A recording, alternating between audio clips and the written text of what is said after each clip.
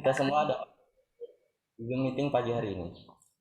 Oke teman-teman semuanya, sebelum kita memasuki acara kita pada pagi hari ini, saya ingin membacakan susunan acara sebagai berikut. Yang pertama ada pembukaan. Yang kedua ada tilawah dan sari tilawah. Ketiga sambutan dari Kepala Sekolah SMP IT Cordova Samarinda. Yang keempat ada penyampaian biodata pemateri. Kelima penyampaian materi oleh pemateri. Yang keenam ada sesi tanya jawab. Ketujuh doa. Dan terakhir penutup. Oke Kak Rizky, ini kayaknya tanpa berlama-lama langsung aja ya. Kita ke acara pertama yaitu pembukaan. Mari kita semua membuka acara ini dengan membaca basmalah bersama-sama. Bismillahirrahmanirrahim. Bismillahirrahmanirrahim. Selanjutnya pembacaan ayat suci Al-Quran oleh Nur Afiyah Az-Zahra dan sari tilawah oleh Namira Rahmadina. Kepada Afiyah dan Namira kami persilakan.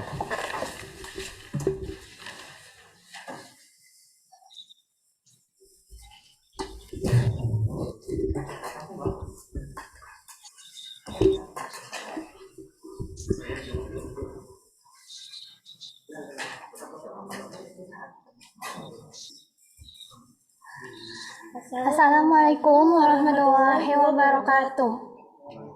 Waalaikumsalam warahmatullahi wabarakatuh. A'udzu billahi minasy syaithanir rajim. Bismillahirrahmanirrahim. Subhanalladzi asra bi'ibadihi laylan minal masjidil haram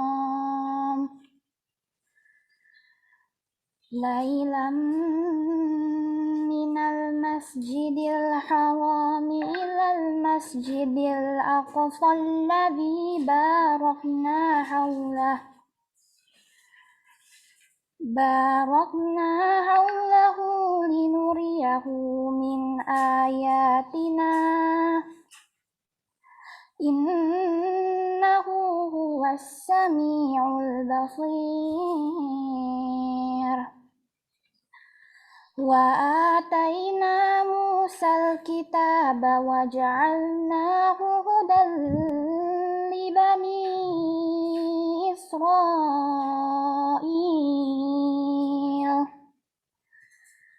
Hudan li bani Israil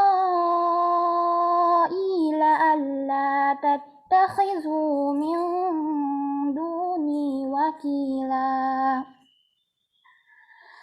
Zurriyata man hamalna ma'a Nuh innahu kana 'abdan syakura. Wa qadayna ila bani Israila fil kitab إلى بني إسرائيل في الكتاب لتفسدن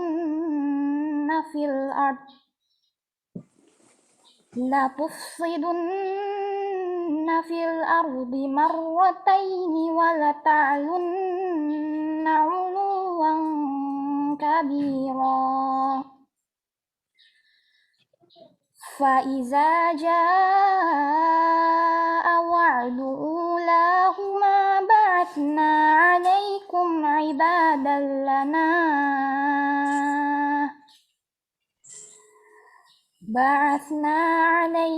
عبادا لنا أولي بأس شديد فجاسوا خلال الديار wa kana wa'dan maf'ula. Aku berlindung kepada Allah dari godaan setan yang terkutuk dengan menyebut nama Allah yang Maha Pengasih lagi Maha Penyayang. Maha suci Allah yang telah memperjalankan hambanya Muhammad pada malam hari dari Masjidil Haram ke Masjidil Aqsa yang telah kami berkahi sekelilingnya, agar kami perlihatkan kepadanya sebagian tanda-tanda kebesaran kami. Sesungguhnya Dia Maha Mendengar, Maha Melihat. Dan kami berikan kepada Musa kitab Taurat, dan kami jadikannya petunjuk bagi Bani Israel dengan firman, "Janganlah kamu mengambil pelindung selain aku. Wahai keturunan orang yang kami bawa bersamamu, sesungguhnya Dia adalah hamba Allah yang banyak bersyukur." Dan kami tetapkan terhadap Bani Israel dalam kitab itu, kamu pasti akan berbuat kerusakan di bumi ini 2 kali, dan pasti kamu akan menyombongkan diri dengan kesombongan yang besar. Maka apabila datang saat hukuman bagi kejahatan yang pertama dari kedua kejahatan itu, kami datangkan kepadamu hamba-hamba kami yang perkasa. Lalu mereka merajalela di kampung-kampung, dan itulah ketetapan yang pasti terlaksana. Maha besar Allah dengan segala firman-Nya. Quran Surah Al-Isra ayat 1-5. Sadaqallahul azim. Assalamualaikum Warahmatullahi wabarakatuh.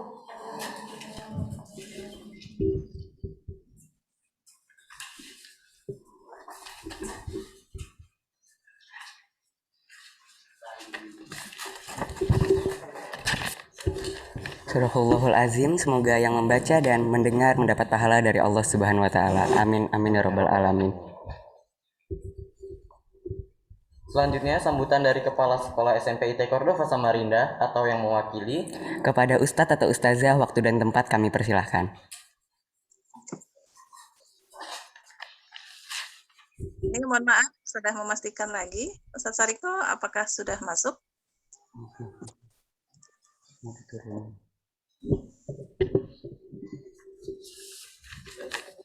Ya. Oke, baik.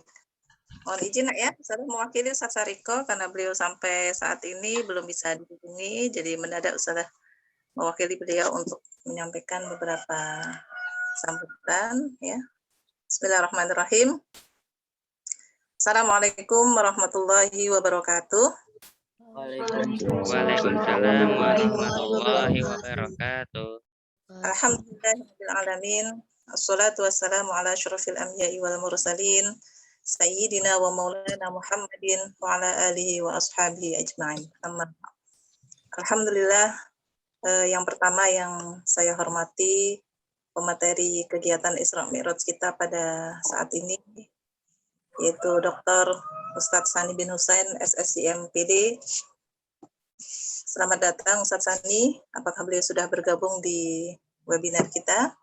Yang kedua, yang saya hormati Ustadz dan Ustadzah yang ikut menyaksikan kegiatan Isra Mi'raj bersama anak-anak kita, yang mana acara ini diselenggarakan oleh OSIS beserta tim, beberapa dari Ustadz dan Ustadzah. Yang ketiga, saya ucapkan terima kasih kepada Ustadz Ari yang mendampingi anak-anak dalam rangka memfasilitasi keperluan IT-nya. Alhamdulillahirrahmanirrahim, serta anak-anakku sekalian, kelas 7 sampai kelas 9, 7A, 7B, 8A, 8B, 9A, dan 9B, anak-anakku sekalian, alhamdulillah, pada kesempatan hari ini Allah masih memberikan kenikmatan kepada kita semua, nikmat hadir, nikmat bisa mengikuti kegiatan Isra Mi'raj. Anak-anakku sekalian, ini adalah sebuah nikmat yang Allah berikan kepada kita, kesempatan semua orang bisa mungkin, ya, akan tetapi kenikmatan bisa mengikuti acara ini adalah semata-mata dari Allah Subhanahu wa taala. Salawat dan salam senantiasa tetap tercurah kepada junjungan Nabi kita, Nabiullah Muhammad sallallahu alaihi wasallam. Allahumma shalli alaihi. Semoga anak-anakku sekalian bisa menjadikan beliau sebagai teladan aktivitas dalam kehidupan sehari-hari kita, sehingga nantinya kita bisa dipertemukan di surganya Allah Subhanahu wa taala. Anak-anakku sekalian, alhamdulillah pada kesempatan hari ini bertepatan dengan tanggal 2 Maret ya 2022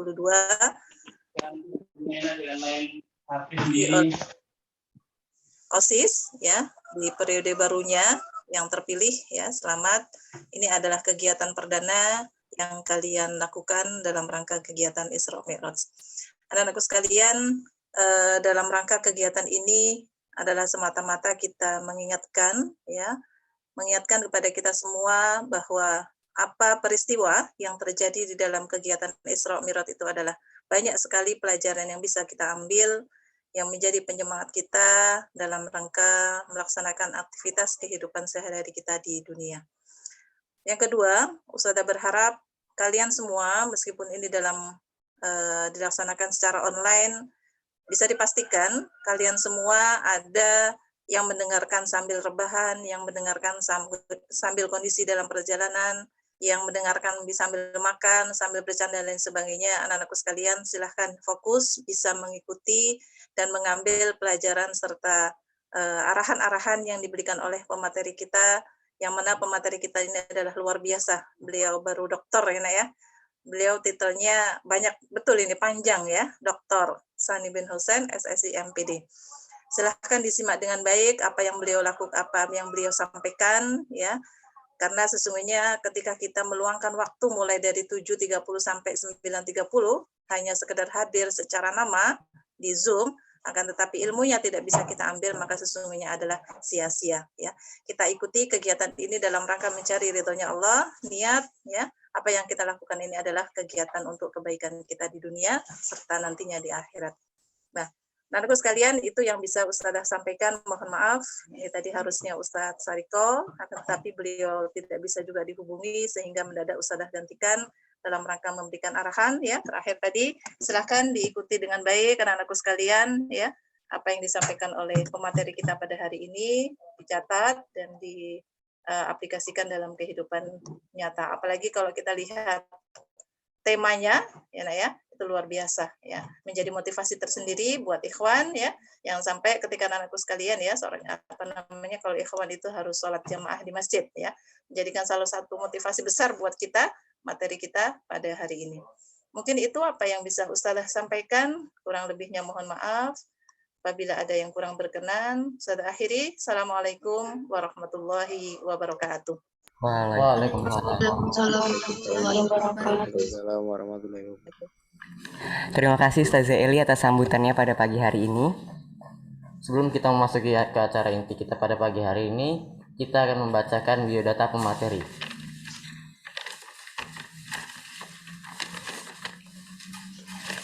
Dr. Sani bin Hussein, SSI MPD. Lahir di Bontang 5 Agustus 1983. Beliau juga pernah menjadi guru SDIT Cordova di tahun 2006 sampai 2008 dan pernah menjadi guru di SMP IT Cordova tahun 2006 sampai 2017. Beliau juga pernah menjadi dosen luar biasa di AIN Fakultas Tarbiyah 2016 sampai 2019 dan menjadi dosen Sekolah Tinggi Ilmu Agama Islam Al-Azhar dari tahun 2016 sampai tahun 2021. Baik, tanpa berlama-lama mari kita masuk ke acara ini pada pagi hari, yaitu penyampaian materi oleh Ustadz Dr. Sani bin Hussein, SSI MPD. Kepada Ustadz Sani kami persilahkan.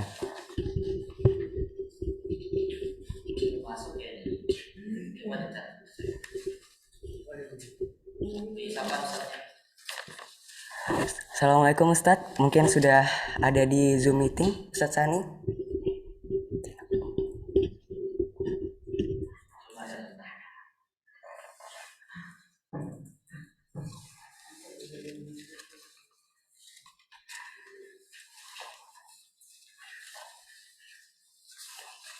Mungkin kita sambil menunggu pematerinya nih teman-teman ya, mengingatkan bahwa nanti di jam 10 pagi ada lomba ranking 1 untuk bisa semua teman-teman ikuti dari kelas 7, 8, 9.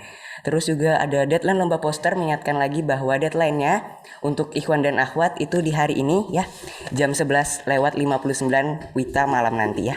Jadi mungkin bagi yang belum ngumpul poster bisa segera dikumpul kepada PJ-nya masing-masing ya. Di akhwat ada Ilmira ya dan di ikhwan ada saya. Jadi bisa langsung dikumpulkan aja, atau mungkin ada yang ingin ditanya juga boleh gitu ya.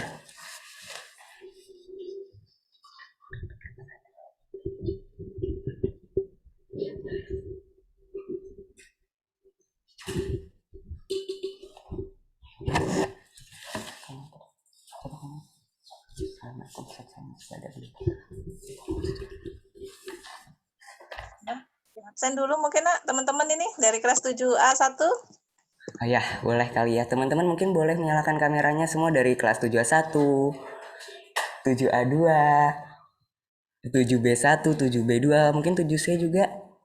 Iya. Mungkin kita bisa, oh ada Dava, Kak Rizky, ada Dava. Iya, rajin banget ya Dava sudah nyalain kamera dari awal acara Dava ya. Tepuk tangan buat Dava dong. Aduh, nah ini perlu kasih reward itu ke Dava itu ya. Ya, nanti tolong panitia ya. Dava kelas berapa nak? Kelas 71 Ustazah. Oh, Insya Allah 7A1. Coba Ustazah tanya ke panitia, apakah memang Dava dari awal menyalakan kamera? Yang pertama. Dari awal, Us. Sebelum MC masuk sudah nyalain kamera. Aduh. Gimana? Ada saingannya dari kelas lain selain Dava? Gak ada, Us. Dava sudah dari awal tuh sudah sangat siap dengan iya. Nah, ada reward khusus dari Ustazah ya buat Dava ya. ya, Us. Kelas berapa Dava? 7. 7 apa nak? 71. Oh, 7A1, baik. Ya, ada reward khusus buat Dava ya dari Ustazah Heli.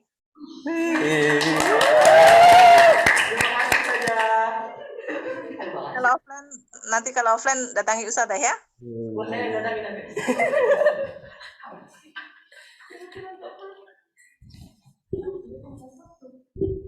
Ini yang kita lihat dari tadi yang baru nyalain kamera kelas 7 nih Kak Rizky. Mungkin kelas 8 bisa dipanas-panasin dulu nih. Ya, yang mohon maaf yang begadang tadi malam ya, bisa nyalakan kameranya, ayo. Ya cepunya.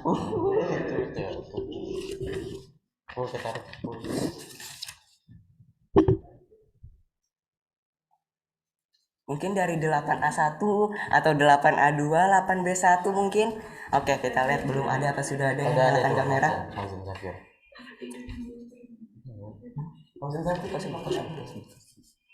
Fauzan Zafir Wardana kali ya. Itu. Oke. Oh, ada Ubaid senantiasa semangat sepertinya ya. Ada Imam Sauki. Oke, ada Raihan. Kelas 7, 8 sudah. Mungkin kita sekarang sapa yang kelas 9 kali ya. Kelas 9 mungkin ada di Zoom meeting kita pada kali ini. Ya, hilang sudah seperti biasa.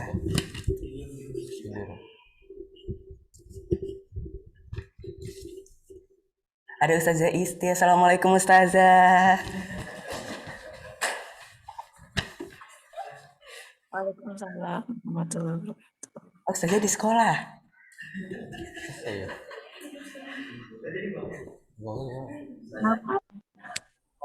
Oh, Ustazah sangat semangat sampai ke sekolah loh ya.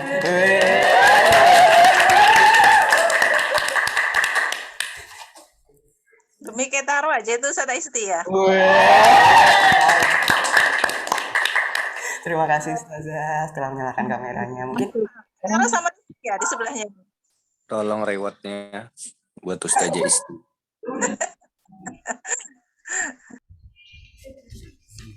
Hei, mohon maaf nah, ini ya ketahuan enggak yang kelas 9? Siapa yang nyalakan kamera itu coba dipastikan. Oh, luar biasa nih. Ayo kelas 9 harus lebih semangat dari adik-adiknya. Karena adik-adiknya nih yang apa namanya menjadi panutan ini kakak-kakak ini ya. Coba dilihat di kamera. Karena kalau sudah ikut acara webinar, kameranya off itu godaannya besar ya di luar sana itu. Bisa kemana-mana itu.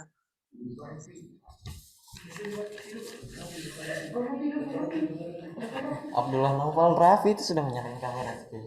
waduh. Itu kayaknya dari kelas 9 baru pertama ya.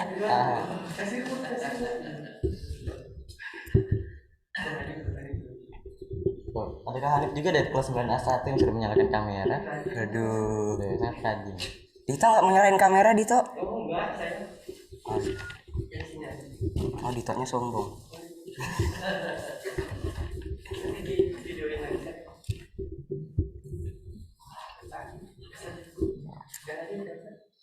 Assalamualaikum Ustaz Sani, mungkin sudah bergabung di Zoom meeting kita pada pagi hari ini Ustaz.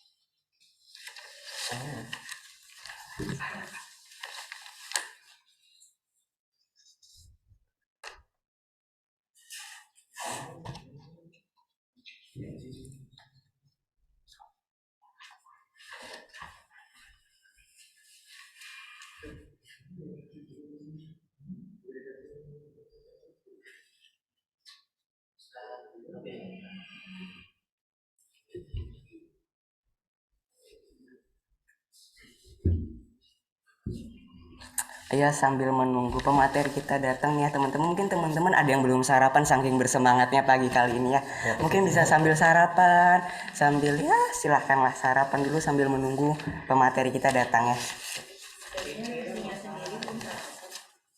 Nanti dimarahin mama kalian lo belum makan, jadi makan.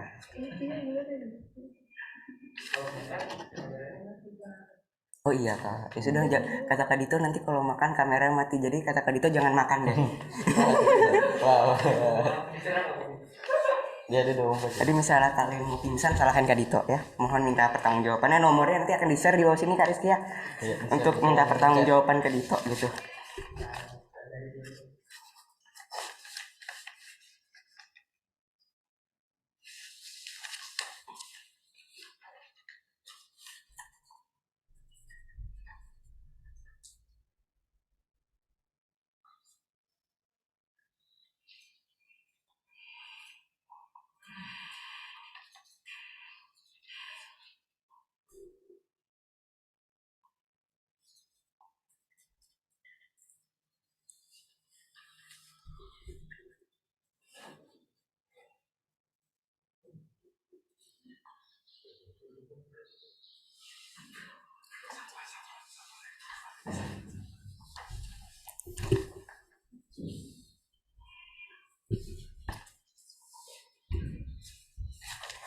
Oke, mungkin teman-teman sambil menunggu nih pemateri kita datang Kak Rizky ya.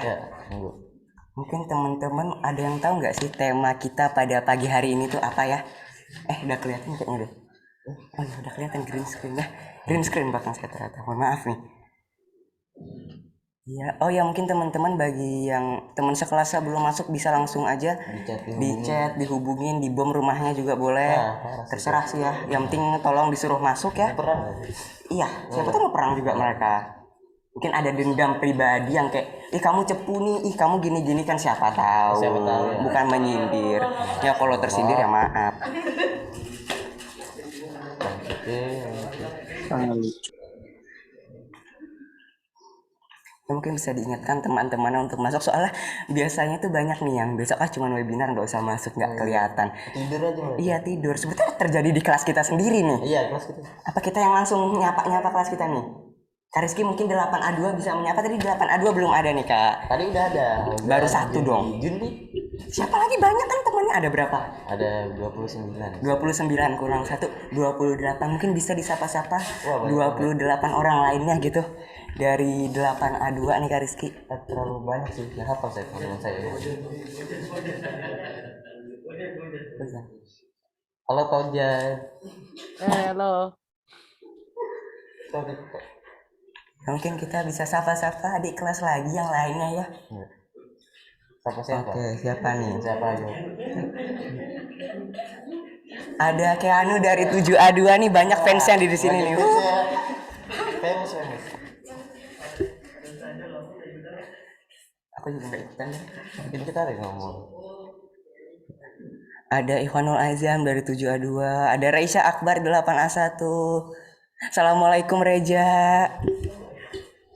Waalaikumsalam. Iya. Reja pasti belum mandi. Ada dari 7A1 Haidar Ahmad Sidik. Mungkin yang ahwatannya juga banyak nih Kak yang belum nyalain kamera ya.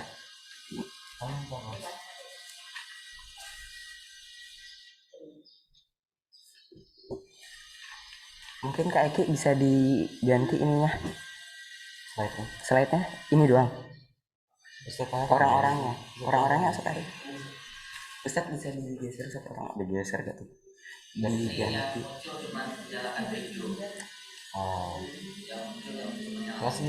Bisa dihitung dengan jari yang menyalakan kamera. Ini teman-teman bisa sekali lagi untuk saya minta tolong menyalakan kameranya ya. Wah, ada Ustaz. Assalamualaikum Ustadz Dwi. Iya. Dari tadi juga ada Ustadz Dani nih, udah menyalakan kamera. Oke, mana tadi Ustadz Dani hilang? Hilang. Wah, hilang. Ah ya. Assalamualaikum Ustadz Dani. Mana nih? Nah, makin banyak yang nyalain kamera ya. Iya, makin banyak nih yang nyalain kamera. Ada Nala Lutfia dari 8B2. Tepuk tangan. Langsung nyalain kamera habis ditegur. Nah, kita lihat dulu ya tadi. Ya mungkin 8B2 ini mulai banyak nih yang nyalain kamera nih ya. Mungkin 8B1 nih yang belum kelihatan nih dari tadi nih. Oh iya sih, 8B1. 8B1. Tapi kelas 9 juga kemarin nih, kelas 9. Kelas 9 belum ada juga nih. Mungkin kakak yang akhwat dari 9B1 atau 9B2 mungkin ya bisa menyalakan kameranya.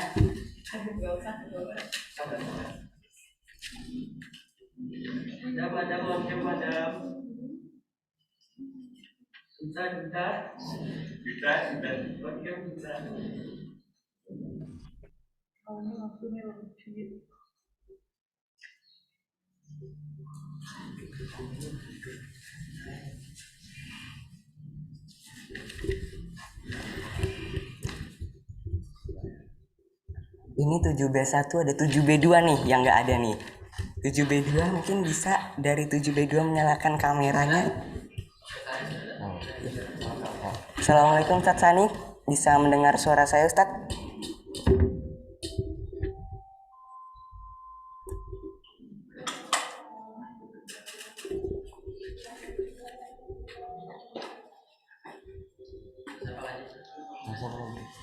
Assalamualaikum Ustadz Sani, mungkin bisa mendengar suara saya di sini Ustadz? Oke, dengar. Oke. Baik, tanpa berlama-lama, mari kita masuk ke acara inti kita, yaitu penyampaian materi oleh Ustadz Dr. Sani bin Hussein SSI MPD. Kepada Ustadz Sani, waktu dan tempat kami persilahkan. Bismillahirrahmanirrahim. Assalamualaikum warahmatullahi wabarakatuh. Waalaikumsalam warahmatullahi wabarakatuh. Alhamdulillahirrabbilalamin. Allahumma salli wa sallim ala sayyidina Muhammadin wa ala alihi wa ashabihi ajmain. Yang saya hormati, saya muliakan kepala sekolah SMP IT Cordoba, kemudian Ustadz Ustazah, guru-guru kita, semua anak-anakku, siswa-siswi SMP IT Cordoba. Pada kesempatan yang berbahagia ini, saya diminta menjelaskan tentang sebuah peristiwa yang sangat besar, peristiwa yang sangat menjadi tolak ukur batas keimanan seseorang meyakini atas kemahabesaran Allah Subhanahu wa taala. Anak-anakku sekalian, peristiwa Isra dan Mi'raj itu terjadi pasca Nabi menghadapi 3 benturan besar. Yang pertama adalah benturan sosiologi. Waktu itu Nabi dibatasi ruang geraknya. Beliau diembargo secara ekonomi dan politik. Jadi Nabi dan keluarganya itu nggak boleh berdagang dengan orang lain, nggak boleh kontak sosial, dan harus mengasingkan diri. Sehingga untuk makan sehari-hari saja, Nabi dan keluarganya Bani Hashim itu hanya makan daun-daun yang mereka temui. Nah, pada kondisi yang terjepit seperti itu, Rasulullah tidak tinggal diam. Beliau mencari suaka politik ke pamannya yang mantan jenderal. Beliau kemudian mendatangi Bani Sakib. Waktu itu anak-anakku sekalian, Bani Sakib itu terletak di sebuah lembah. dan lembah itu bernama Lembah Thaif. Tapi sebelum Nabi sampai ke Bani Saqif, ke Lembah Thaif itu, agen intelijen Quraisy duluan nyampe. Lalu dia propaganda di sana. Dia bilang nanti ada datang Muhammad. Dia tukang syair sekaligus tukang sihir. Jadi jangan sampai kau mendengar kata-kata dia. Mendengar ucapan itu, orang terhasut. Dan apa yang terjadi? Ketika Rasulullah belum sampai masuk dalam gerbang daerah Bani Saqif, yang beliau terima adalah lemparan batu yang bertubi-tubi. Jadi masa-masa seperti itu Rasulullah menemui benturan sosiologi yang sangat besar. Yang kedua, Rasulullah juga menerima benturan psikologi yang tinggi. Beliau kehilangan dua penyokong yang sangat berarti bagi beliau. Yang pertama Abu Thalib. Abu Thalib itu adalah seorang pembesar Quraisy yang sampai wafat tidak mengucapkan syahadat. Tapi begini, saya ingin mengetuk hati nurani Anda semua. Apa Anda betul-betul yakin Abu Thalib yang sangat sayang dengan baginda Nabi, yang mengenal Nabi sejak dia kecil, tidak percaya bahwa keponakannya ini Nabi? Kalau saya sih percaya bahwa Abu Thalib tahu keponakannya ini Nabi. Pada satu peristiwa, Abu Thalib diberi tahu oleh seorang rahib yang melihat tanda-tanda kenabian pada diri Rasul dan memerintahkan Abu Thalib membawa keponakannya ini secepat mungkin karena dia dikejar-kejar. Dan Abu Thalib percaya sehingga diamankan keponakannya ini. Apakah Abu Thalib tahu bahwa Allah itu Tuhan? Saya menyangka dia sangat meyakini itu. Tapi pertanyaannya kenapa Abu Thalib tidak mau mengucapkan syahadat sebagai pintu gerbang masuk Islam? Ini yang jadi pertanyaan. Anak-anakku sekalian, patut diketahui sebelumnya di antara pembesar-pembesar Quraisy itu lebih dahulu berikrar janji. Mereka ikrar siapapun di antara kita ini yang bersyahadat, maka dia kehilangan hak-haknya atas kepemimpinan di Quraisy. Dan salah satu hak yang spesial adalah hak amnesti. Jadi Abu Thalib itu bisa menunjuk seseorang yang memperoleh hak amnesti. Dia tidak boleh disakiti, tidak boleh dibunuh. Dan Abu Thalib menunjuk Nabi Muhammad SAW untuk menerima hak amnesti dia. Nah, semenjak itu maka orang-orang yang benci dengan Islam hanya bisa menyakiti para sahabat. Dan dia tidak bisa menyakiti Nabi. Karena Nabi di bawah perlindungan Abu Thalib, paman tercinta dia. Itulah sebabnya mengapa di ujung akhir kehidupan Abu Thalib, dia ingin mempertahankan itu, hak amnesti itu. Sehingga dia tidak mengucapkan syahadat. Jadi waktu Abu Thalib ini meninggal ya, betul-betul tekanan psikologinya besar bagi diri Muhammad. Abu Thalib bukan hanya merawat Nabi dari kecil, tapi juga mempertahankan hak perlindungannya sampai dia mati. Yang kedua, Rasulullah juga kehilangan benturan psikologi yang kedua adalah dia kehilangan istri tersayang, Ibunda Khadijah. Yang sejak dahulu orang-orang meremehkan beliau.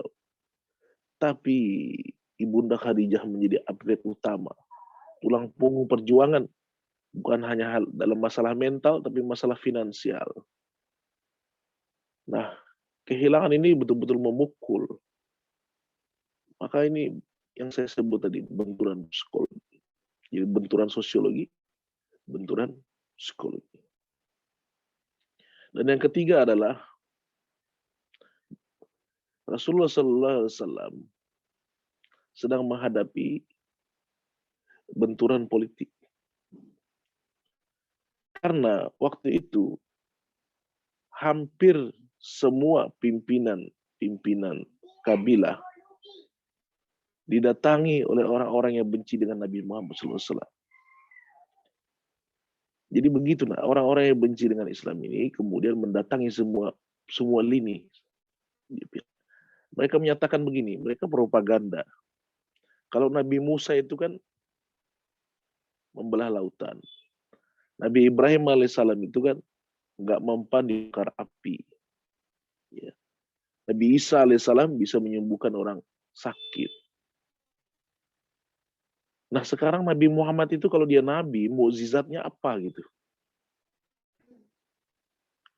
Jadi kalau Nabi-Nabi sebelumnya itu punya mukjizat, dan dia dikatakan Nabi, ya wajar karena dia punya mukjizat yang fenomenal. Tapi Nabi Muhammad mukjizatnya apa? Kalau dia betul-betul Nabi. Dan propaganda kayak gini kemakan sama orang-orang di kabilah itu. Sehingga awalnya, walaupun bukan Muslim, beberapa kabilah-kabilah itu mulai menjauh dari Nabi SAW. Mulai menjauh. Puncaknya waktu diadakan isolasi terhadap Nabi dan keluarganya, itu tidak ada yang membela sama sekali. Puncak keberhasilan dari propaganda tersebut. Jadi, anak-anakku sekalian, Islam waktu itu yang betul-betul rahmat lil alamin, yang indah, yang lembut, digambarkan mereka itu sebagai sesuatu yang menakutkan, yang hendak menggeser nilai-nilai kebaikan. Jadi diputar balik gitu. Nah, 3 benturan ini, benturan sosiologi, psikologi, dan benturan politik ini terakumulasi menjadi benturan besar. Dan wajar saja kalau tahun itu dinamakan tahun duka cita. Tahun duka cita. Nah, pada masa tahun duka cita itulah kemudian Allah menjawab dengan mengadakan, memperjalankan Nabi kita, Nabi besar Muhammad SAW pada satu perjalanan yang tidak pernah dialami oleh Nabi dan Rasul yang lain. Dalam surah Al-Isra, A'udzubillahi minasyaitonirrajim, Bismillahirrahmanirrahim. Subhanalladzi asra bi 'abdihi lailan minal masjidil haram ilal masjidil aqsa. Jadi perjalanan itu dimulai dengan perjalanan horizontal dari Masjidil Haram ke Masjidil Aqsa di Palestina. Masjidil Haram ke Masjidil Aqsa di Palestina. Perjalanan horizontal itu bukan perjalanan sepi, bukan perjalanan tanpa suara, bukan perjalanan tanpa obrolan. Bahkan saat itu Jibril sedang sibuk-sibuknya menjelaskan kepada baginda Nabi. Dia meletakkan menunjuk semua titik dari rentang perjalanan Mekah ke Masjidil Aqsa itu, titik-titik di mana di situ pernah terjadi perjuangan para nabi dan rasul sebelum Nabi Muhammad. Jadi ini ada nabi dan rasul di sini, perjuangannya demikian, matinya demikian, dijelasin semua. Jadi ada nabi dan rasul itu yang disisir kepalanya dengan sisir besi sampai lepas kulit kepalanya, saking kejamnya kaumnya itu. Ada juga nabi dan rasul itu yang disembelih. Ada nabi dan rasul itu yang dibelah badannya menjadi 2. Ada nabi dan rasul itu yang diikat dengan kuda 4 ekor ya. Tangan kiri 1 ekor, tangan kanan 1 ekor, kaki kanan 1 ekor, kaki kiri 1 ekor, kemudian dipecut sampai lepas 4 bagian tubuh nabi dan rasul itu. Diceritakan itu. Sehingga pada saat itu siapapun yang mendengar cerita itu semangatnya bertambah. Karena rupanya bukan hanya Rasulullah yang menghadapi benturan-benturan itu. Sebelumnya Nabi dan Rasul itu betul-betul menghadapi benturan yang sama. Jadi ada nilai semangat di situ. Jadi anak-anakku sekalian, hikmah Islamiyah itu belajarlah tentang sejarah. Belajarlah tentang sejarah. Sejarah para nabi, sejarah para rasul, sejarah tentang orang-orang soleh. Jadi bergeraklah secara horizontal. Berisra'lah baik dengan literasi maupun dengan pengetahuan. Belajarlah tentang sejarah dunia ini. Belajarlah tentang sejarah dirimu. Belajarlah tentang sejarah orang tuamu. Belajarlah tentang sejarah para pejuang bangsa. Belajarlah sejarah tentang para ulama. Orang-orang yang belajar tentang sejarah, paling tidak dia punya 1/4 bekal untuk membaca masa depan. Tapi orang-orang yang tidak belajar tentang sejarah adalah orang-orang yang kemudian akan menjadi korban dari berulangnya kepahitan di masa lalu. Jadi ketika di Masjidil Aqsa, betapa pentingnya Masjidil Aqsa ini, sehingga Nabi berhenti sampai di situ. Di situ adalah titik bumi terakhir yang dipijak Rasulullah sebelum dia naik ke Sidratul Muntaha. Masjidil Aqsa ini letaknya di Palestina. Palestina itu merupakan kiblat pertama umat Islam. Ini anak-anakku mesti tahu semua. Kiblat pertama umat Islam itu bukan Masjidil Haram, tapi adalah Masjidil Aqsa. Disitulah kiblat pertama umat Islam. Sampai Allah mengabulkan kecondongan hati baginda Nabi, dipindah. Makanya nanti kalau kita ke Mekah itu ada namanya Masjid Kiblatain. Itu 2 kiblat. Karena waktu itu turun tentang perintah itu, kiblat berubah. Nah, pada saat sekarang Palestina itu masih terjadi konflik ya. Tanah umat Islam yang masih diaku oleh Yahudi, Israel. Dan itu sayang betul, kasihan Palestina. Nggak ada yang belain ya. Nggak ada yang belain. Sedangkan ini Ukraina dengan Rusia ya, semua sudah heboh. Palestina bertahun-tahun dijajah ya. Bukan lawan yang sepadan, tapi banyak orang yang tidak merasa itu bukan urusannya. Alhamdulillah Indonesia, presiden kita, bangsa dan negara kita komitmen dari presiden pertama ya, akan mendukung kemerdekaan Palestina. Nah setelah dari Palestina ini, kemudian naik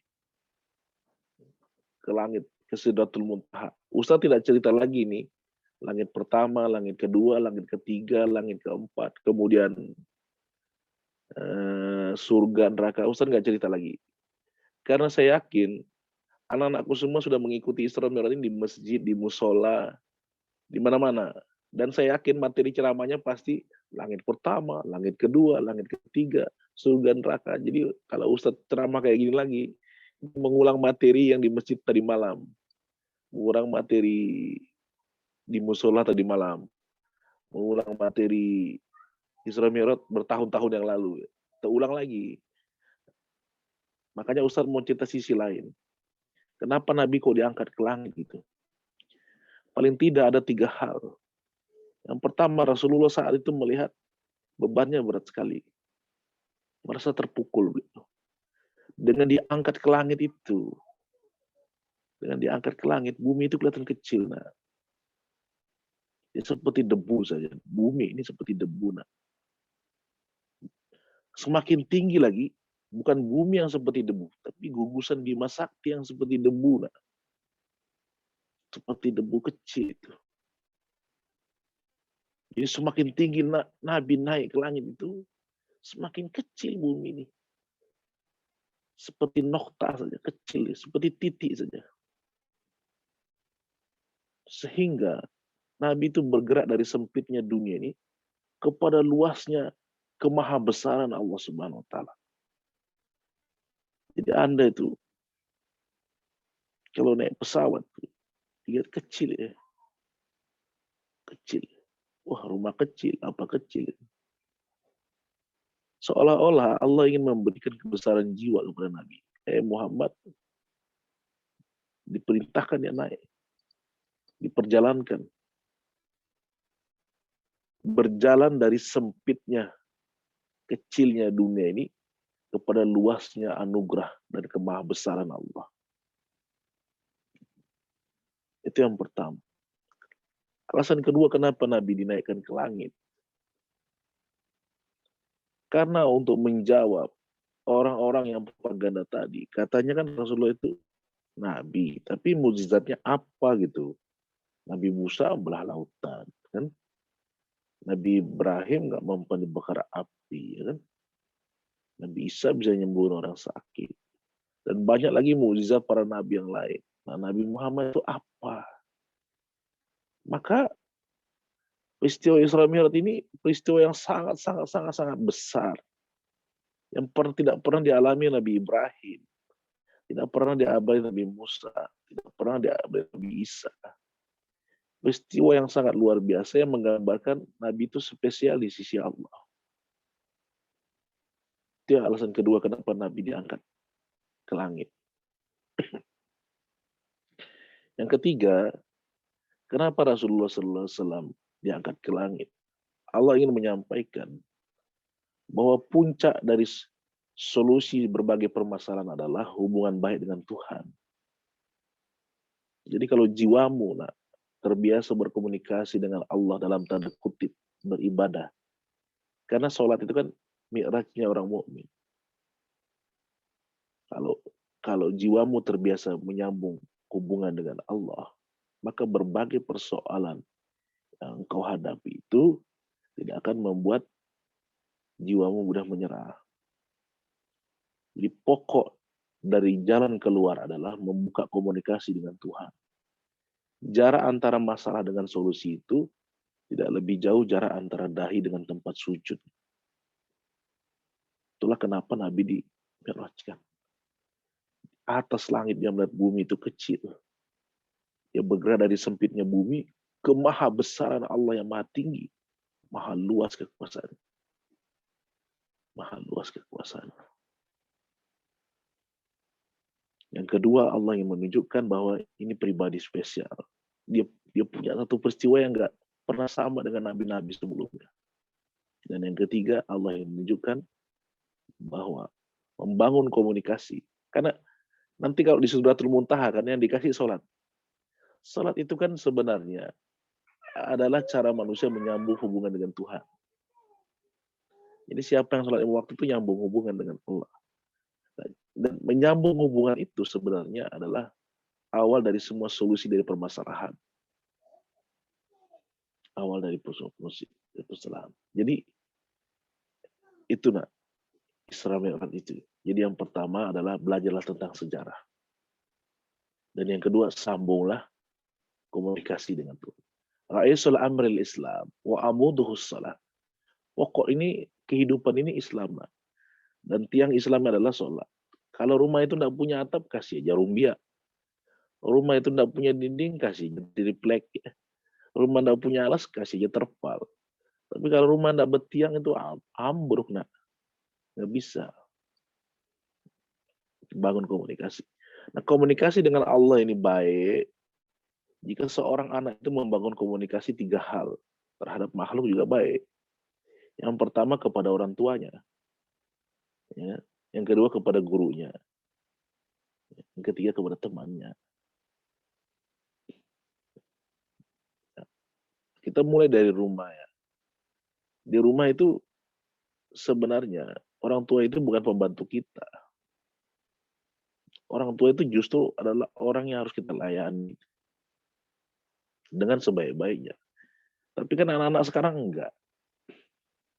Anak-anak sekarang, bukan anak Cordoba sih. Ya kalau yang tersinggung nggak apa-apa juga. Kan orang tua itu bukan pelayan kita, dia bukan orang yang selalu harus memenuhi permintaan kita. Nabi dulu itu nggak pernah melihat wajah ayahnya itu. Karena ayahnya meninggal waktu Ibu Siti Aminah itu hamil besar. Dan sudah melihat pusara ayahnya, ibunya meninggal. Jadi tidak bisa teriak lagi. Kalau anak sekarang kan tinggal teriak pagi, "Ma, mana sepatuku? Ma, mana tasku?" Dulu nggak bisa. Rasulullah cuma bilang, "Ya Rob, ya Rob." Jadi orang tua itu bukan pembantu kita, itu mesti diingat baik-baik. Sehingga apapun keinginan kita ini tidak boleh dipaksa ke orang tua. Kasihan mereka itu. Usianya sudah tua, fisiknya nggak kayak dulu. Tapi kerjaan kita marah-marah aja itu. Dalam Quran, satu keluhan tanpa ungkapan kata itu menjadi dosa besar. Ufin itu kan bukan kata, tapi keluhan. Itu. Jadi, kalau kita menunjukkan sikap mengeluh saja itu udah dosa. Apalagi mama, wahnan ala wahnin. Mama itu kan sakit di atas sakit, perih di atas perih itu. Jadi bangunlah hubungan baik dengan orang tua. Nak. Anda membangun hubungan baik dengan Allah tapi tidak baik hubungan dengan manusia, itu ada kisahnya itu. Ada Alqamah itu. Alqamah itu kan berjuang bersama Nabi, sholat di belakang Nabi, pokoknya baiklah. Cuma hubungan sama mamanya nggak baik. Apa yang terjadi? Matinya susah itu. Jadi ya hati-hati anak-anak sekarang. Biar sholatmu rajin, tapi kalau hubungan dengan orang tuamu nggak baik, jangan-jangan matimu susah itu. Bisa Ustaz, memang sudah ada kisahnya kayak apa. Sampai Nabi menyampaikan kepada sahabat, kumpulkan aja kayu bakar ini, kita bakar aja dah ini. Tapi sebelum dibakar, minta izin ke mamanya. Disampaikan ke mamanya Alqamah, kami mau bakar aja Alqamah ini, kasihan ya, udah sampai hati sudah. Mau meninggal tidak bisa, bertahan kesakitan. Oh langsung nangis mamanya. Habis nangis, dia bilang saya ridho ini anak ini. Baru husnul khotimah. Jadi di rumah itu orang tua bukan pembantu. Justru kita membantu dia. Ringan langkah kaki kita. Ringan tangan kita bantuin. Ringan tangan kita bantuin.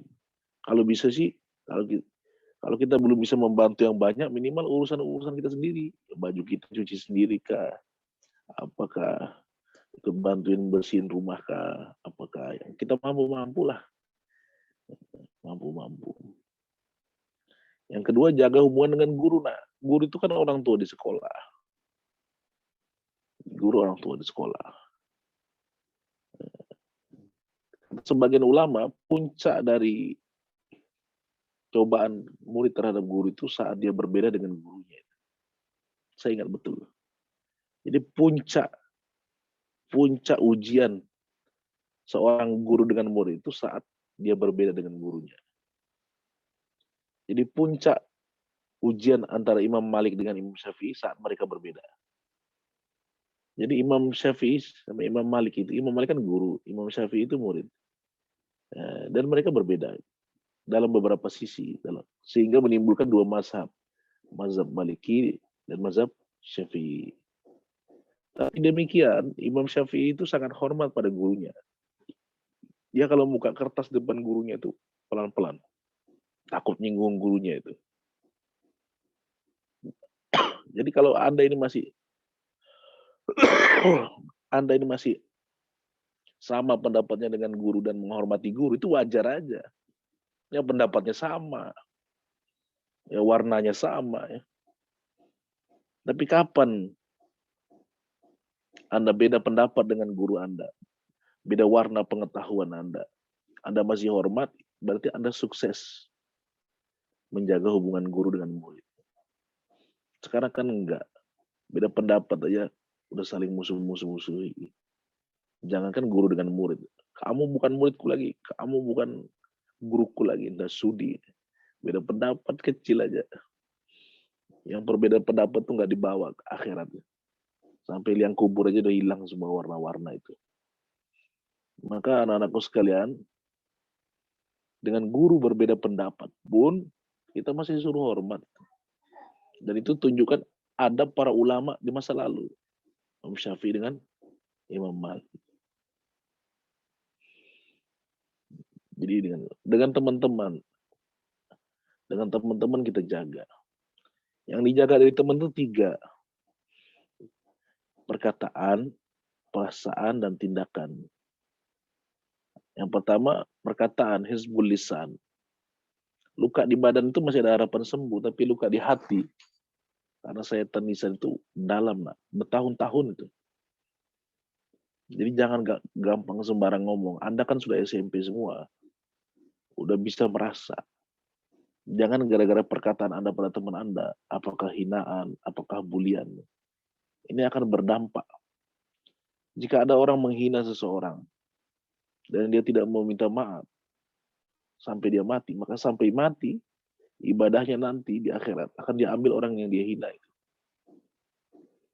Nanti dia dihadirkan di akhirat sebagai orang yang bangkrut. Sholatnya, ibadah puasanya, semua diambil. Sampai mati, sampai dia minta maaf. berhati-hati lisannya. Yang kedua perasaan. Perasaan, air muka. Rasulullah dulu pernah dibawakan jeruk sama nenek-nenek itu. Rasulullah mengambil jeruk itu kemudian duduk. Mereka semua duduk, namanya nenek-nenek. Nggak tahan lama-lama berdiri.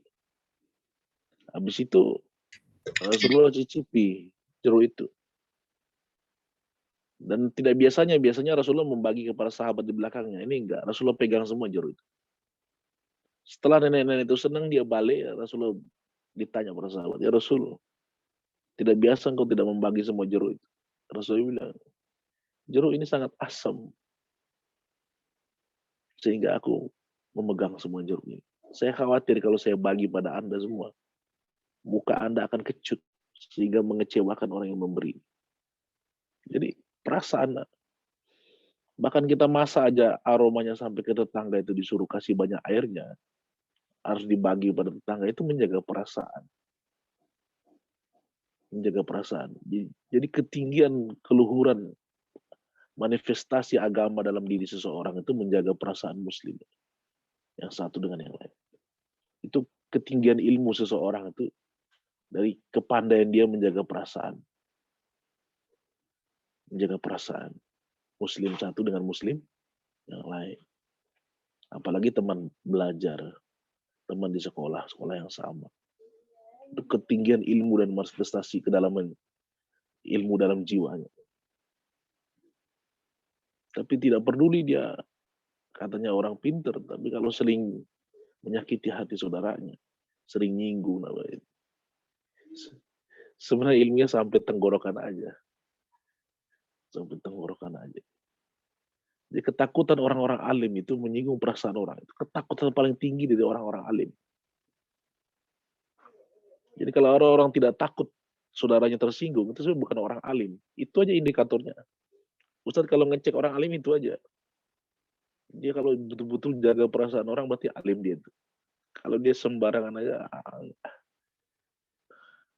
semua kata-katanya menyakitkan, nggak alim biasanya. Walaupun dia sudah keliling dunia belajar ilmu itu. Allah tidak benamkan dalam hatinya ilmu itu.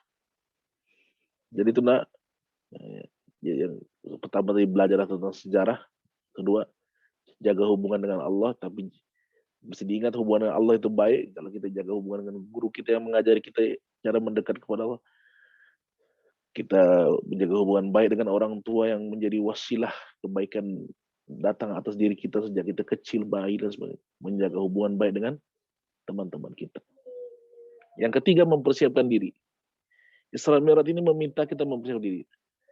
Perhatikan surah Al-Isra di lembar pertama itu. Ada 3 nabi yang disebut. Yang pertama, Nabi Muhammad. Subhanalladzi asra bi abdihi. Abdihi itu kan Nabi Muhammad. Walaupun bentuk isyarat. Tidak ada hamba lain yang diperjalankan kecuali Nabi Muhammad. Dalam peristiwa Isra Mi'raj. Yang kedua Nabi Nuh alaihissalam. Dan yang ketiga Nabi Musa alaihissalam. Nah timbullah pertanyaan besar, kenapa kok yang disebut Nabi Nuh sama Nabi Musa? Apa enggak ada nabi lain gitu? Gini, Nabi Nuh sama Nabi Musa ini adalah nabi dengan tingkat nabi yang memiliki umat tingkat pengeyalan paling tinggi. Pengeyalan itu bahasa Indonesianya apa ya? Ya itulah pokoknya. 2 nabi ini, Nabi Nuh dengan Nabi Musa alaihissalam, ini nabi yang punya umat dengan tingkat pengeyalan tingkat tinggi. Pengeyalan tingkat tinggi. Cuma bedanya, yang satu nabi ini umatnya sudah habis semua, tenggelam, kelelep. Yang kedua, nabi ya sisa-sisanya masih ada dan masih buat pengeyalan, masih mau mencaplok Palestina. Nah, dari 2 nabi ini kan kita pelajari sumber konfliknya ada pada pemuda. Sumber konflik akidah itu ada pada pemuda. Cuma bedanya yang satu ini dididik agama sejak kecil, jadi didikannya benar. Yang kedua ini salah pendidikan. Yang pertama yang dididik agama sejak kecil itu udah benar adalah anaknya Nabi Nuh alaihissalam. Nah, anaknya Nabi Nuh ini kan bapaknya Nabi ya. Pendidikannya udah bagus agama. Tapi walaupun demikian, apa yang terjadi? Justru anaknya Nabi Nuh menjadi pimpinan pemberontak terhadap perjuangan Nabi Nuh alaihissalam.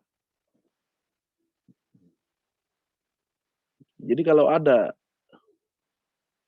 anak-anak bandel, itu bukan melulu kesalahan orang tuanya. Jangan-jangan orang tuanya udah setengah mati, nak. Disekolahkan sekolah Islam dan sebagainya. Tetap aja kayak gitu, ya sudah. Anak ini sedang menyalin takdirnya, kayak anaknya Nabi Nuh, Kan'an.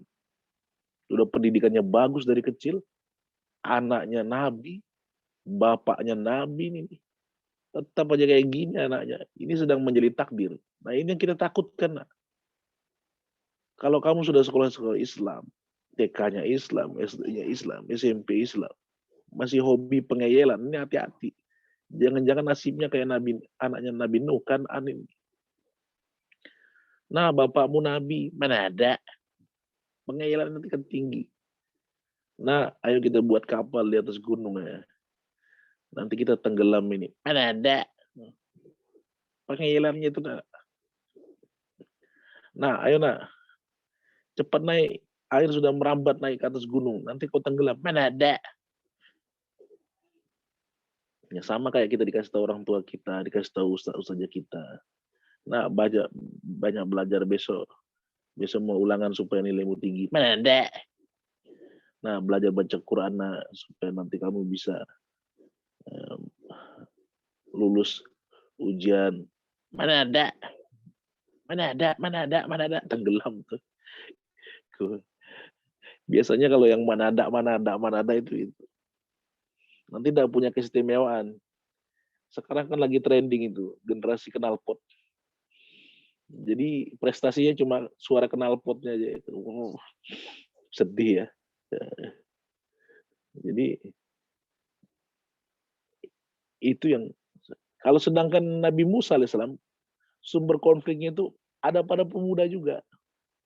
Yang namanya sama dengan Musa, namanya Musa bin Za'far As-Samiri. Tapi dikenal dengan Samiri. Samiri ini salah didik dari kecil. Memang pergaulannya nyembah apa ya? Patung-patung. Nyembah patung-patung. Cuma ini kebawa sampai dia bergabung dengan kabilah Nabi Musa. Maksud saya, kita kan punya pengalaman masa lalu. Tapi jelek-jelek itu nggak usah dibawa lagi, nggak usah dikenal. Dan nggak bisa dibangga-banggain di hadapan teman-teman. Aku dulu pernah berantem, aku pernah gini, aku pernah minuman keras. Itu aib yang sudah Allah tutup. Kok kita ceritain lagi?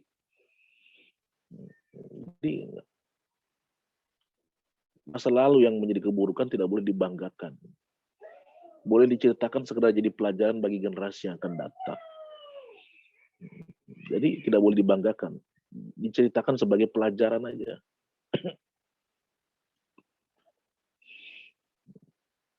Jadi anak-anakku sekalian, kayak ketika Nabi Musa ngambil kitab suci dan dia dipegang oleh Harun kabilah umat itu, Samiri yang cerdas ini melihat ada peluang nih. Maka dia lebur semua emas yang dibawa dari Mesir itu dengan bantuan emas-emas yang lain, dibuat sedemikian rupa sehingga bisa bersiul tuh patung sapi emas itu. Orang-orang diminta kalau mau menyembah Allah lewat ini aja. Oh, tahasud semua tuh. Jadi dalam tempo singkat berubah akidah itu dari akidah tauhid kepada patung sapi. Jadi hati-hati, akidah kita berubah dari tauhid menjadi patung sapi. Jadi peran pemuda dalam umat dan bangsa ini sangat fundamental. Dari dua umat tadi yang disebut dalam surah Al-Isra itu jelas akar masalahnya itu pemuda. Ada pemuda yang dididik sejak kecil dengan kebaikan, itu juga belum tentu. Tergantung orangnya. Kalau kami ini kan cuma berusaha menyekolahkan kalian di tempat terbaik. SMP Cordoba SMP terbaik lah menurut Ustadz lah. Kemudian sekolah kan di tempat terbaik. Nah, nanti apakah Anda ingin jadi sesuatu yang terbaik itu? Kami orang tua nggak bisa maksa. Kami guru-guru nggak bisa maksa. Tabiat Anda lah yang menentukan masa depan Anda di masa yang akan datang. Seginilah batas usaha kami. Maka jangan kecewakan orang-orang tuamu. Kasihan. Orang kalau sekarang SMP-nya umur-umur Anda semua kan ini. Orang tuanya paling tidak di atas 40 lah, kayak saya ini. Kasihan, sudah tua kami semua ini. Kan rata-rata umur orang itu 60 tahun. Berarti tinggal 4 kali pemilu aja. Tinggal 20 tahun mati Anda kami semua dah. Dan kau hidup sebatang kara ya. Yang kami takutkan kalau kau hidup sebatang kara, belum punya persiapan apa-apa. Ilmu agama nggak ada. Bertahan hidup nggak punya. Itu yang kita takutkan. Sehingga pada masa seperti ini, orang tua lebih banyak cerewet. Dan bukan dalam rangka ingin membatasi hidup kalian. Tapi senantiasa dalam rangka mempersiapkan diri kalian. Nah, belajarlah tentang sejarah, bangun hubungan baik dengan Allah dan manusia. Yang ketiga, harus punya itikat. Pemuda akan merubah kebaikan. Dan kebaikan itu berawal dari diri kalian, insya Allah. Nah, anak-anakku sekalian, itulah barangkali sisi lain dari peristiwa Isra dan Mi'raj yang harus kita pahami betul-betul. Mungkin demikian yang dapat saya sampaikan. Saya dengar habis ini ada cara lain-lain. Alhamdulillah yang mengikuti sangat banyak sekali. Mudah-mudahan kalian semua sehat, panjang umur. Mesti diingat baik-baik nak. Cara orang memandang rezeki itu ada 3. Ini tambahan bonus nih. Cara orang memandang rezeki itu ada 3. Karena begini,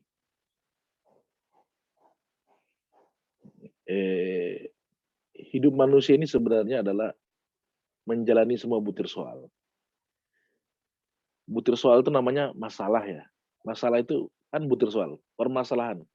Guru-guru kita kan kadang-kadang buat masalah. 10 soal itu kan masalah semua yang harus kita jawab. Dan orang ini mati kalau semua sudah menghabiskan seluruh butir soalnya. Jadi jangan pernah berpikir hidup nggak ada masalah. Itu pikiran beracun ya, berbahaya. Jadi kita berdoa, ya Allah hilangkan semua permasalahanku. Berarti itu berdoa ingin cepat mati besok. Karena orang tidak akan mati melainkan menghabiskan seluruh butir soalnya. Karena dari butir soal itulah Allah mengambil nilai. Bagi diri kita ini, bagi iman kita ini lebih pantas dalam keridoannya atau dalam murkanya. Nah, salah satu bentuk masalah itu adalah kebahagiaan dan kesedihan. Salah satu bentuk kebahagiaan mendapatkan rezeki. Dan cara pandang orang terhadap rezeki sangat menentukan 2 hal yang fundamental. Yang pertama ini ingat baik-baik, catat baik-baik. Persepsi orang terhadap rezeki sangat menentukan cara dia mengambil keputusan dalam hidup.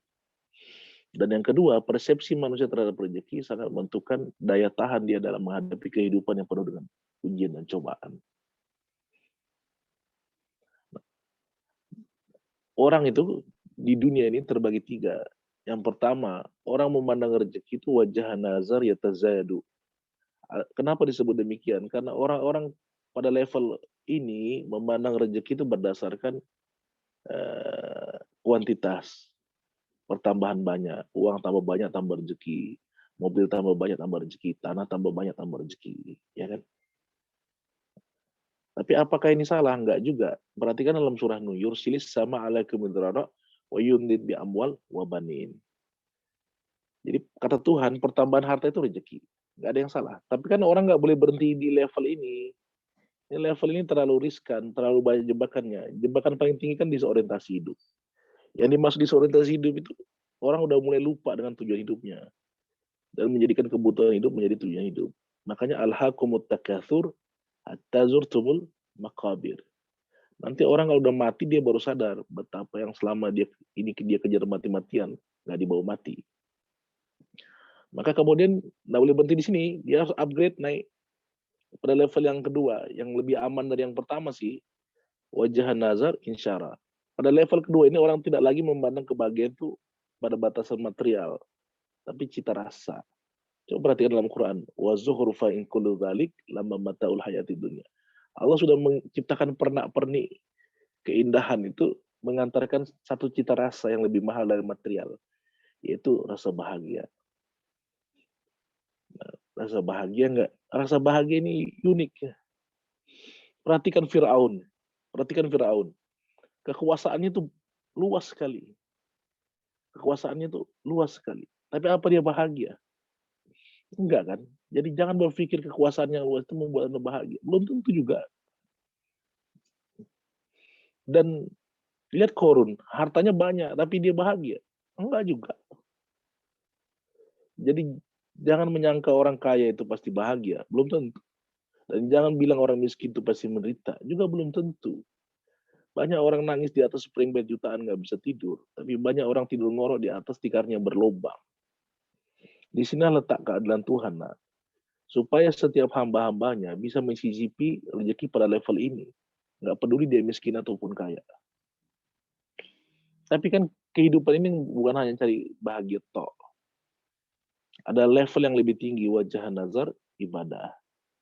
Jadi rezeki yang paling tinggi itu adalah kesempatan ibadah. Rezeki level 1 namanya manusia.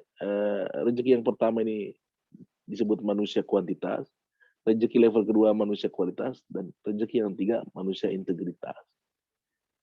Rakaat al-fajar khairu minad dunia wa ma fiha. Kata Nabi kan 2 rakaat salat sunnah lebih mahal dari harta dunia dan sisinya. Jadi kehilangan terbesar bagi seorang muslim, kerugian terbesar bagi seorang muslim, bukan karena kehilangan keuntungan dunia, tapi kalau dia kehilangan Allah. Dan kapankah manusia mulai kehilangan Allah? Saat dia kehilangan sholat. Dia sudah kehilangan Isra Mi'raj dalam kehidupannya. Demikian anak-anakku sekalian. Assalamualaikum warahmatullahi wabarakatuh. Waalaikumsalam warahmatullahi wabarakatuh. Terima kasih Ustadz Sani atas materinya pada pagi hari ini, sangat bermanfaat ya buat kita semua. Ya, lanjut ke acara berikutnya adalah sesi tanya jawab. Baik, kami buka sesi tanya jawab pada kali ini. Mungkin bisa teman-teman yang mau bertanya kepada pemateri kita bisa langsung di unmute kan atau lewat kolom chat Kak ya. Chat ya. Mungkin ada yang ingin bertanya? Dari kelas 7, 8, 9 boleh semuanya ya. Akhwat, ikhwan.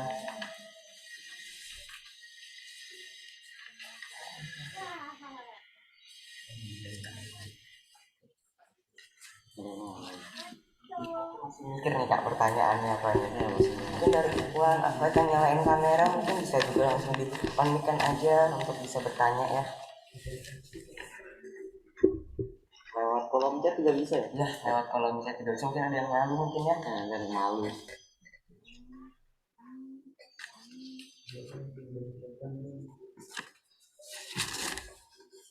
Mungkin kakak-kakak atau adik-adik teman-teman ada yang bertanya, silakan kami buka kita jawab pada kali ini. Silakan bebas. Bebas.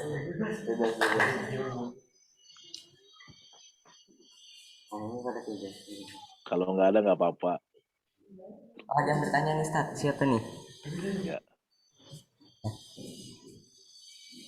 Dari Elmira nih.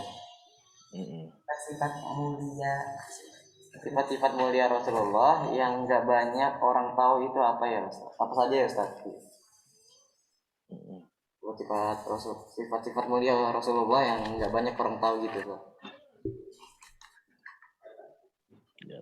Terima kasih anak-anakku sekalian. Siapa tadi yang bertanya? Elmira Salwa. Mudah-mudahan Ananda Ilmi sehat, sukses, kabulkan hajat, jadikan anak yang berguna, mudah-mudahan tercapai cita-citanya. Pertanyaannya, sifat-sifat mulia yang tidak banyak orang tahu. Jawabannya adalah semua sifat mulia Nabi diketahui banyak orang. Jadi Nabi itu tidak ada sifatnya mulia yang tersembunyi. Semua diketahui orang. Karena Nabi itu memang didesain sebagai uswatun hasanah. Laqad kana lakum fi Rasulillah uswatun hasanah. Dari cara tidurnya, cara makannya, sampai perkataannya, cara bergaul, semua diketahui orang. Jadi kalau sifat-sifat mulia yang diketahui sedikit orang, Ustadz sedang mencerna pertanyaan ini, tapi mungkin maksudnya yang jarang bisa dilakukan orang, ya. Ustadz sedang mencerna pertanyaan ini, maksudnya sifat-sifat mulia yang jarang bisa diikuti orang. Oke. Kalau ini ada jawabannya. Kalau jarang diketahui, Rasulullah ini punya sahabat yang memperhatikan Rasulullah detail. Diamnya, ngomongnya, apa semua diperhatikan betul. Sehingga menjadi hadis-hadis yang kemudian diikuti sampai sekarang. Dan itu ratusan ribu. Nah. Ini betul-betul diketahui Nabi itu. Dari tidur sampai bangun tidur lagi. Karena dia memang contoh. Tapi kalau pertanyaannya adalah yang jarang bisa diikuti, ada 4 sifat yang jarang bisa diikuti banyak orang. Yang pertama, Rasulullah itu sabara wa ghafara. Jadi itu Rasulullah itu sabar dan bertahan memaafkan. Memaafkan itu bisa, tapi sabar memaafkan itu nggak bisa. Jarang orang bisa itu. Sabara wa ghafara. Rasulullah itu kan sering dilempar kotoran. Habis itu yang lempar kotoran sakit. Ya. Sakit. Dan Rasulullah datang. Membawakan hadiah. Dan hancur lebur hati orang itu. Ya Rasulullah, aku ini hari-hari ngelempar kau dengan kotoran. Kau datang ke sini bawa hadiah. Masuk Islam gitu. Nah, dalam beberapa riwayat walaupun belum terlalu kuat tapi jadi ibrah ya, Rasulullah sering ngasih makan orang buta. Yang kalau orang buta itu dikasih makan, Nabi itu dia caci maki nama Nabi Muhammad. Padahal yang nyuapin Nabi Muhammad. Tapi Nabi tetap melanjutkan suapannya. Kalau kita enggak, kita hajar orang itu dah. Habis itu Rasulullah yang saya ceritakan tadi, lembut itu lempari batu. Keningnya pecah berdarah. Habis itu Rasulullah itu ditawari malaikat. Malaikat sudah kesel ya. Ya Rasulullah 2 bukit kami hancurkan selesai semua orang-orang itu. Kata Rasulullah jangan. Mereka belum paham yang kebawa dan mudah-mudahan anak cucu mereka pun suatu saat memahami. Jadi Nabi itu begitu. Dia bukan hanya sekedar memaafkan, tapi sabar bertahan memaafkan. Memaafkan itu mudah, tapi sabar bertahan memaafkan itu yang berat. Ini sifat yang jarang bisa dimiliki oleh yang agak berat dikit ikuti ya, termasuk Ustaz juga susah belajar mengikuti. Yang kedua, yang berat diikuti adalah Rasulullah SAW itu menunjukkan rasa syukurnya dengan ibadah yang luar biasa. Konon sampai kakinya bengkak itu. Dan istrinya menyatakan kalau Rasul itu sudah diampuni dosa dan sebagainya. Rasulullah menjawab ingin menjadi hamba yang bersyukur. Jadi rasa syukur itu tunjukkan dengan ibadah. Orang sekarang kan enggak, rasa syukur itu enggak lewat ibadah ya. Iya lewat hura-hura lah. Tapi Rasulullah bersyukur sampai kakinya bengkak. Kita sekarang siapa yang sholat sampai kakinya bengkak? Enggak ada kan. Jadi pada sisi seperti ini memang Rasulullah tidak tanding ya. Dia hamba yang paling banyak ibadahnya di sisi Allah. Tidak bisa ditandingi. Tidak bisa ditandingi. Itu Rasulullah. Itu Rasulullah. Sulit. Yang ketiga, anak-anakku sekalian, keterikatan hati dengan Rasulullah dengan dunia ini. Betul-betul dunia ini di bawah mekanisme kekuatan rohani beliau. Dunia ini. Dan kita sulit mengikuti itu. Kalau kebanyakan manusia sekarang, seperti apapun level rohaninya, itu pasti masih di bawah dunia. Dunia masih menjadi apa ya? Walaupun kecil tapi masih ada efeknya. Tapi kalau Rasulullah tidak. Tidak. Itu yang sulit diikuti. Sulit diikuti sekalian oleh kita. oleh kita. Sehingga Rasulullah itu ditakuti seperti apa, diancam seperti apa, bahkan waktu diadakan negosiasi oleh paman-pamannya, sudahlah Muhammad, kau keponakan kami juga, masih darah biru di kaum ini, kita nggak usah berantem lagi. Begini aja, hari ini kita menyembah Tuhanmu, besok kita menyembah Lata Manat Hubal, supaya adil. Kemudian harta kita bagi dua, nanti kan kita nikahkan gitu dengan orang terpandang di sini. Apa kata Rasulullah? Jika engkau sanggup meletakkan matahari tangan kananku dan bulan di tangan kiriku, maka tidak akan membuat aku berhenti dari pekerjaan dakwah. Coba lihat, ada betul-betul dunia ini, matahari tangan kanan, bulan tangan kiri. Nah, kalau kita sekarang jangankan matahari, apakah di tangan kanan, tangan kiri boleh bergesta, timbangan sudah mulai goyang tuh. Kunci mobil tangan kanan, kunci rumah tangan kiri udah mulai goyang. Nah, tapi Rasulullah tidak. Yang terakhir, ini yang sulit diikuti, kecintaan Nabi pada umat ini. Sebesar-besarnya ulama sekarang, tidak ada yang bisa menyaingi kecintaan Nabi terhadap umat ini. Sebesar-besarnya ulama, sebut siapa?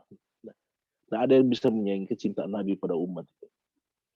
Menjelang akhir wafatnya Nabi tidak sebut istrinya, tidak sebut anaknya, tapi dia sebut umat. Rasa risau terhadap umat itu begitu dalam. Nah, 4 sifat ini yang kiranya sulit kita menandingi Rasulullah SAW. Dan dia pribadi yang tidak tertandingi dalam sisi. Mungkin demikian. Terima kasih kepada Ustadz Sani atas jawabannya. Oke, mungkin ada yang ingin bertanya lagi nih Ustadz. Dari Kak Agak cinta ngomongnya.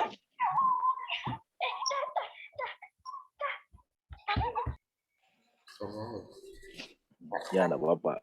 Langsung aja dibacakan ya. Ustadz, Oh ya. pendapat Ustadz tentang Menteri Agama yang menyamakan suara azan dengan suara binatang, Ustadz?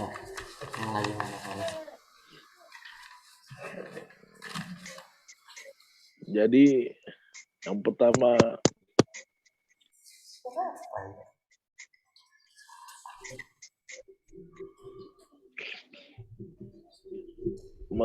jadi Ustadz nggak mau fokus sama Menteri Agamanya, nggak. Ustadz mau fokus ke azannya aja ya. Jadi azan itu panggilan suci yang berbeda dengan suara-suara apapun di dunia ini.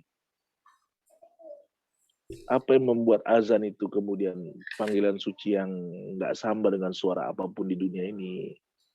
Faktornya 3. Yang pertama, di dalam azan itu nama Allah disebut berulang-ulang. Dan kalimat yang paling agung di alam semesta ini nama Allah. Nama Allah. Nah, jadi itu yang membuat suara dengan nama Allah itu tidak sama dengan suara apapun di dunia ini. Yang kedua, azan ini menjadi suara yang berbeda dengan suara yang lain. Karena azan ini terkait ibadah mahdhah. Terkait panggilan sholat. Jadi panggilan sholat ini nggak bisa disamakan dengan panggilan-panggilan lain. Panggilan sholat ini panggilan kewajiban. Bahkan kita mendengarnya pun harus mengikuti. Allah Akbar, kita ikuti Allah. Asyhadu an la ilaha illallah, kita ikuti. Asyhadu anna Muhammadar Rasulullah, ikuti. Hayya 'alas shalah, kita ikuti. La haula wala quwwata illa billah. Hayya 'alal falah, kita ikuti. La. Jadi panggilan ini sakral ya. Sehingga kita diminta berhenti dari semua aktivitas untuk mendengarkan panggilan suci ini. Panggilan suci. Kalau suara yang lain Anda tidak usah berhenti, tapi kalau azan sebaiknya berhenti ya. Dengarkan dulu. Jawab panggilan azan. Yang ketiga yang membuat azan ini nggak sama dengan suara-suara yang lain. Karena azan ini merupakan hal syiar fundamental dalam Islam. Jadi azan ini dulu memang dikumandangkan oleh 2. Yang pertama Bilal bin Rabah, Yang kedua, Abdullah bin Umi Maktum. Dulu disediakan tempat yang tinggi ya untuk berazan. Dulu nggak ada mic ya, Naya. Nggak ada mic. Bahkan awalnya muazin Abdullah bin Maktum sebenarnya bertanya, Rasul, kalau aku bisa nggak, masjid saya ini buta ya? Rasulullah berkata, kau mendengar suara azan ke masjid. Jadi syiar fundamental. Nah, syiar fundamental ini ya, merupakan batang tubuh dari kemuliaan agama. Jadi panggilan kemuliaan, suara-suara kemuliaan yang nggak bisa sama dengan yang lain dan nggak boleh disamakan. Jadi itulah jawaban Ustadz. Ada yang lain silakan. Terima kasih Ustadz Sani atas jawabannya. Mungkin dari tadi Akhwat yang nanya. Mungkin Ikhwan ada yang ingin bertanya mungkin ya?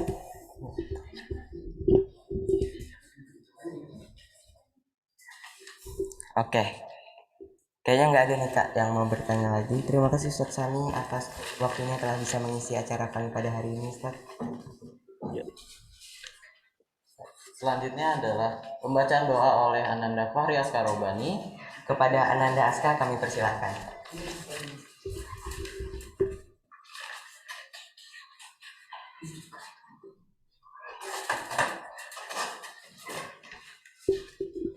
Assalamualaikum warahmatullahi wabarakatuh. Waalaikumsalam warahmatullahi wabarakatuh.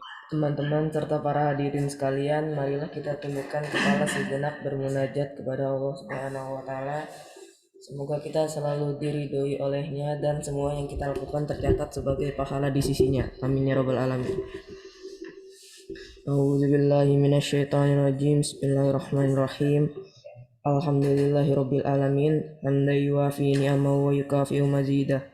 Ya Rabbana lakal hamdu kama yanbaghi li jalali wajhika wa azimi sultanik. Allahumma sholli ala Muhammad wa ala ali Muhammad. Rabbana zalamna anfusana wa illam taghfir lana wa tarhamna lanakunanna minal khasirin. Rabbana wa la tahmil alaina isran kama hamaltahu ala ladzina min qablina. Rabbana wa la tuhammilna ma la taqata lana bih wa'fu anna waghfir lana warhamna anta maulana fansurna 'alal qaumil kafirin. Rabbana fir lana wa liwalidina wa li jami'il muslimina wal muslimat wal mu'minina wal mu'minat innaka ala kulli syai'in qadir.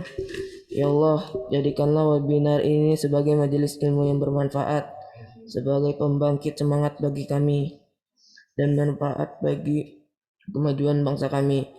Ya Allah, ilhamkanlah kepada kami kecerdasan dan lindungilah dari godaan syaitan yang terkutuk. Ya Allah, terangilah hati kami dengan cahaya petunjuk-Mu sebagaimana Engkau telah terangi hati hamba-hamba-Mu yang soleh dan solehah. Rabbana atina fid dunya hasanah wa fil akhirati hasanah wa qina adzabannar. Subhana rabbika rabbil izzati amma yasifun wa salamun alal mursalin walhamdulillahi rabbil alamin. Wassalamualaikum warahmatullahi wabarakatuh. Waalaikumsalam warahmatullahi wabarakatuh. Amin amin ya rabbal alamin. Mungkin teman-teman kita udah berada di penghujung acara kita pada pagi hari ini. Sebelum kami menutup acara pada pagi hari ini, kami mengucapkan terima kasih kepada seluruh teman-teman, ustadz ustazah dan pemateri kami yang udah bisa hadir di pagi hari ini untuk bisa mengisi agenda kita pada hari ini. Mungkin mengingatkan lagi bahwa untuk lomba ranking 1 akan dibagikan linknya Kak ya? Di kolom chat. Di kolom chat, mungkin bisa dibagikan Kak? Oke sudah. Setelah acara ini kami tutup, mohon untuk bisa langsung masuk ke Google Meet sesuai angkatan yang sudah dibagikan. Mungkin sekian dari kami. Wal taufiq wal hidayah. Wassalamualaikum Wassalamualaikum warahmatullahi wabarakatuh. Waalaikumsalam warahmatullahi wabarakatuh. Terima kasih Naya. Terima kasih semua. Pamit ya. Ya Ustaz, terima kasih Ustaz. Salam sama Ustadz Ari. Kayaknya di samping Ustadz Ari nih. Salam, ya Ustaz. Kawan Ustadz itu pokoknya Ustaz Ari. Assalamualaikum Ustaz Ari. Semua. Mungkin teman-teman semua sudah bisa langsung memasuki Google Meet yang udah disiapkan oleh panitia ya sesuai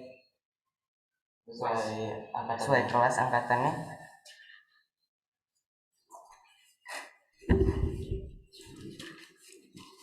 Boleh keluar dari Zoom ini kan?